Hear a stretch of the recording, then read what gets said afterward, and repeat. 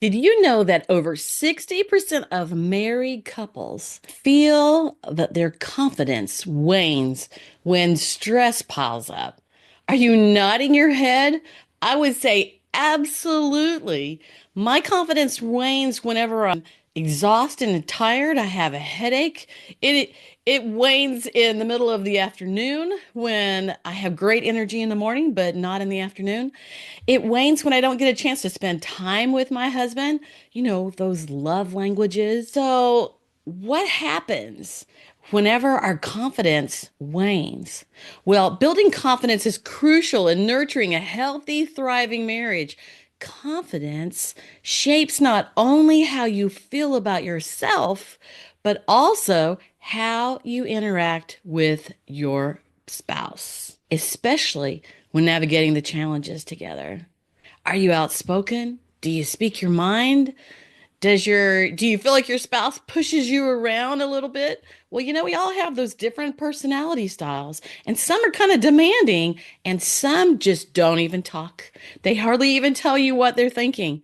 Well, today we're going to cover 7 practical strategies that will help you cultivate confidence, leading to a stronger and more extraordinary marriage for both men and women. Embrace these techniques and your marriage will be on its way to flourishing. Are you ready? So, number one, embrace openness.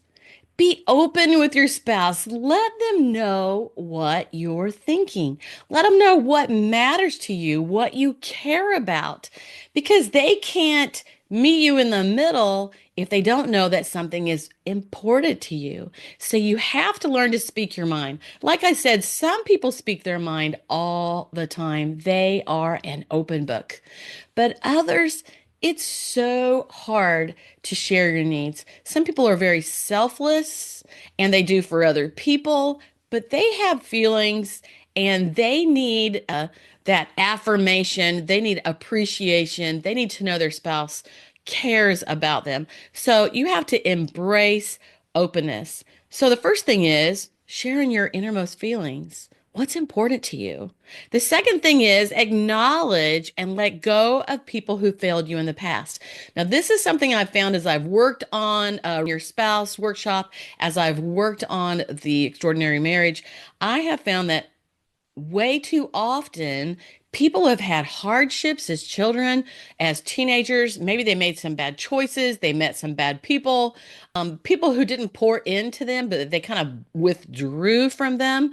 And some people's stories are like harder than others. But if you don't let go of that baggage, those people that hurt you, you start to expect that everybody's out to get you, and you may not trust your spouse. In marriage, being open allows you to respect one another, get to know one another. And it's important to let go of that old baggage and not judge your spouse by something your father did or something your mother did or one of your siblings or an old boyfriend or an old girlfriend. So you want to understand that you have your strengths, yeah, being open, and your spouse has their strengths, and they may not be alike. They may be different. And so in this, learn to lean on each other a little bit. So, number two is practice positive affirmations. I don't know about you, but I have a tendency to talk to myself in not such a nice way. If anybody else talked to me the way I talk to me, I would not be friends with them. I would not like them because I beat myself up all the time and I know better. It's just like when you go on a diet and you're trying, that word trying, not trying, but gonna do, right? You're gonna be on that diet. You're gonna eat right. You're gonna move more.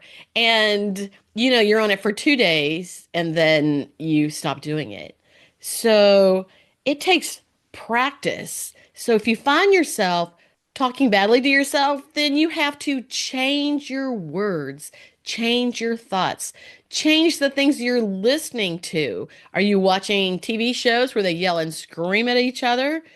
Whatever it is, you have to change your thoughts. Well, when we think about changing our words, it's like this.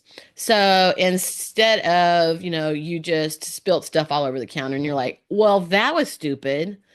Or you say things to yourself like, geez, I can never get it together. Why do I always run out of time? Why am I always late? Why do I do this? Why do I do that? What's yours? And you have to change those words to, I'm going to be on time. I'm going to do better. I'm going to have more confidence in myself. And instead of saying, well, that was stupid, say something like, well, that was smart. I know that sounds like an oxymoron, doesn't it? But I actually do that. So instead of saying, well, that was stupid, I say, oh, well, that was smart. Yeah, I got a little attitude whenever I'm saying that. But learning to say more positive things to yourself, change up your talking. First, you have to identify it, and then you change up your talking. If someone talked to you the way you do in your own head, would you be friends with them? Would you want your spouse talking to you that way? So the first one who's killing your confidence if you're doing that is you. And only we can change that for ourselves. And I would say that's your number one thing. Number one thing, because you got control on that. You can't help what anybody else does. You also want to learn to filter your words that you use with your spouse. Sometimes we get irritated with each other and you might be putting each other down. And once you put them down, then they come back at you with some not nice words. Do you see where that's going? So filter your words that you use with your spouse. So even though you're being open, sometimes you can't be absolutely direct because you may hurt their feelings or hurt their confidence or yeah. You understand that?